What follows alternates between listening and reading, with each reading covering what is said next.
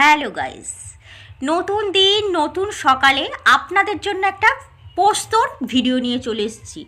বাঙালির খুব প্রিয় হচ্ছে পোস্ত। তো পোস্তর রেসিপিটা খুব সাদা সিম্পল এবং সাদা সিম্পলভাবে বানিয়েছি। রেসিপিটা হচ্ছে বরবটি আলুর পোস্ত। তো কিভাবে বানিয়েছি চলুন আপনাদের সাথে শেয়ার করি। নমস্কার বন্ধুরা, আমি অনামিকা, আপনাদের চ্যানেল অনামিকা রান্নাঘরে সবাইকে স্বাগত।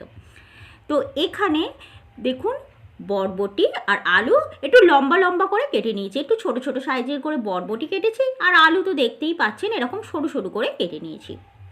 তো খুব ভালোভাবে ধুয়ে পরিষ্কার করে নিয়েছি। তো যেহেতু পোস্ত রান্না করব, তো কড়াইতে দিয়ে দিয়েছি সর্ষের তেল। তো তেলটা এখন এখানে গরম হয়ে গেছে। তো পোস্ততে আমি কাঁচা লঙ্কা ইউজ করছি। তো একটা কাঁচা লঙ্কা চিড়ে এখানে দিয়ে দিয়েছি। আর পোস্ত মানেই একটু কালো জিরে। ব্যাস, ফোড়নটা একটু সুন্দরভাবে হয়ে যাক, মানে একটু ফুটে যাক। এবার একটা গন্ধ আসছে সুন্দর মিষ্টি।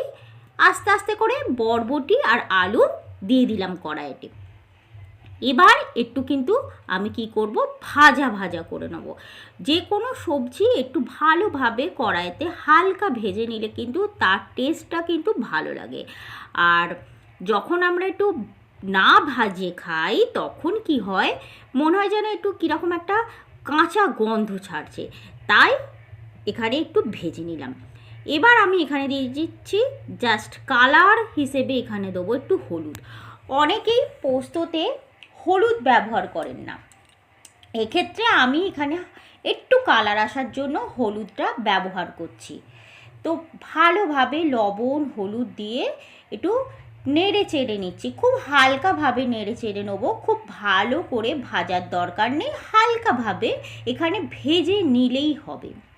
তো দেখুন এখানে মোটামুটি ভালোভাবেই ভাজা হয়ে গেছে। এর থেকে বেশি কিন্তু আমি আর ভাজবো না। তো এবার আমি এখানে জল দিয়ে দেবো। জলের পরিমাণটা খুব সামান্যই রাখবো, খুব বেশি কিন্তু এখানে জল দেব না। যেহেতু পোস্তটা খুব বেশি গ্রেভি হবে না, একটু শুকনো শুকনো করবো, তাই একদম সিম্পল রেসিপি, আপনারা সবাই জানেন, কিন্তু আমি কিভাবে রেসিপিটা বানাচ্ছি সেটাই আপনাদের জন্য শেয়ার করার জন্য এই ভিডিওটি। তো এবার জল দিয়ে নেড়ে চেড়ে নিয়ে নিলাম। আর এবার একটা ঢাকনা দিয়ে দেবো। ঢাকনাটা মোটামুটি 5 মিনিট থাক। আর ততক্ষণে এখানে সর্ষে পোস্ত আর কাঁচা লঙ্কা খুব ভালোভাবে মানে মিহি করে বেটে নেবো। আর একটু দিয়ে দিচ্ছি টমেটো। টমেটো পোস্ততে দিলে খারাপ লাগে না, ভালোই লাগে।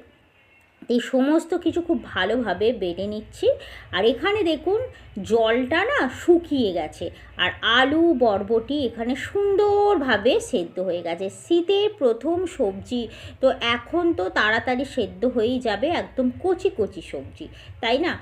তো এবার আমি এখানে সমস্ত পোস্তটা দিয়ে দিচ্ছি। পোস্তটা কিন্তু আমি একটু লাস্টেই দিই, যাতে পোস্তর স্বাদটা পাওয়া যায়। এবার সমস্ত সবজির সাথে এই পোস্তটা আমি মিশিয়ে নিচ্ছি। দেখুন এখনই পোস্তটা এত সুন্দর লাগছে গরম গরম ভাতে, সত্যি বলছি বন্ধুরা, আর কিচ্ছু লাগবে না এই রকম পোস্ত যদি থাকে।